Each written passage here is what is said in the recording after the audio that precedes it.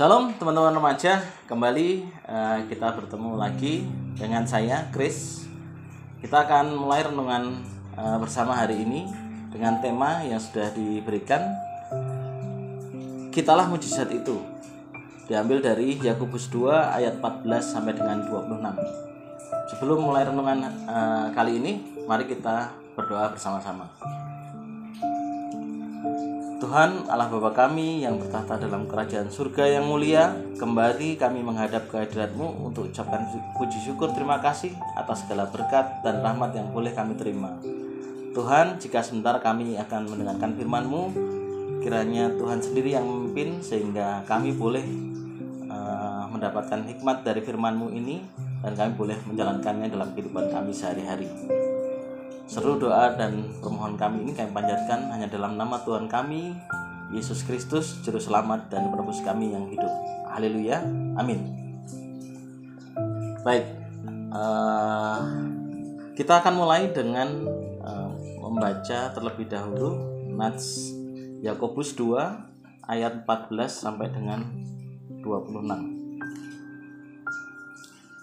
Yakobus 2 ayat 14 sampai dengan 26. Demikian firman Tuhan. Iman tanpa perbuatan pada hakikatnya adalah mati. Apakah gunanya saudara-saudaraku jika seorang mengatakan bahwa ia mempunyai iman padahal ia tidak mempunyai perbuatan? Dapatkah iman itu menyelamatkan dia? Jika seorang saudara atau saudari tidak mempunyai pakaian dan kekurangan makanan sehari-hari, dan seorang dari antara kamu berkata, "Selamat jalan, kenakanlah kain panas dan makanlah sampai kenyang," tetapi ia tidak memberikan kepadanya apa yang perlu bagi tubuhnya, apakah gunanya itu? Demikian juga halnya dengan iman. Jika iman itu tidak disertai perbuatan, maka iman itu pada hakikatnya adalah mati. Tetapi mungkin ada orang berkata, "Padamu ada iman dan padaku ada perbuatan." Aku akan menjawab dia, "Tunjukkanlah kepadaku imanmu itu tanpa perbuatan, dan aku akan menunjukkan kepadamu imanku dari perbuatan-perbuatanku." Engkau percaya bahwa hanya ada satu Allah saja, itu baik. Tetapi setan-setan pun juga percaya akan hal itu dan mereka gemetar. Hai manusia yang berbal, maukah engkau mengaku sekarang bahwa iman tanpa perbuatan adalah iman yang kosong? Bukankah Abraham, bapa kita, dibenarkan karena perbuatan-perbuatannya ketika ia mempersembahkan Ishak anaknya di atas mezbah? Kamu lihat bahwa iman bekerja sama dengan perbuatan-perbuatan, dan oleh perbuatan-perbuatan itu iman menjadi sempurna. Dengan jalan demikian genaplah nas yang mengatakan, "Lalu percayalah Abraham kepada Allah, maka Allah memperhitungkan hal itu kepadanya sebagai kebenaran." Karena itu Abraham disebut sahabat Allah. Jadi kamu lihat bahwa manusia dibenarkan karena perbuatan-perbuatannya dan bukan hanya karena iman.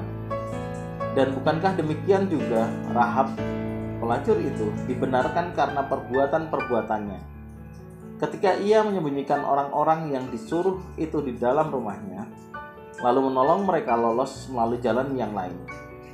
Sebab seperti tubuh tanpa roh adalah mati, demikian juga iman tanpa perbuatan-perbuatan adalah mati.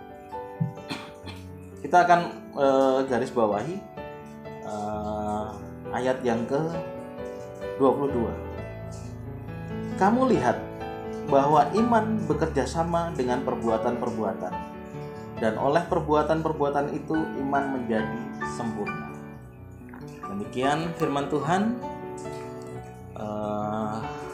yang akan kita renungkan pada hari ini. Saat melihat orang lain menderita, kita sering iba dan mendoakan. Tapi sadarilah, mungkin Tuhan memakai hidup kita sebagai jawaban atas penderitaan mereka. Inilah sebabnya kenapa Yakobus menuliskan iman harus disertai dengan perbuatan. Jadi jangan sampai saat kita melihat teman, saudara, atau siapapun orang yang tidak bisa makan karena memang tidak punya makanan, kita hanya mendoakan semoga dia bisa makan kenyang, tapi kita tidak memberikan dia makanan sedikit. Iman tanpa perbuatan adalah mati, tapi iman yang dilengkapi dengan perbuatan itu akan menjadi sempurna. Maka kalau kita ingin memiliki iman yang sempurna, mulai sekarang, saat kita melihat seseorang yang membutuhkan pertolongan, teman, kerabat, saudara, atau siapapun itu, tanyakan pada diri sendiri, apakah kita mampu dan sanggup untuk menolong? Kalau jawabannya iya, segeralah menolongnya, karena itu berarti kitalah mujizat itu. Jangan sekedar iba dan mendoakan, tapi jadilah jawaban bagi mereka yang membutuhkan uluran tangan kita. Mari kita tutup renungan bersama hari ini dengan doa.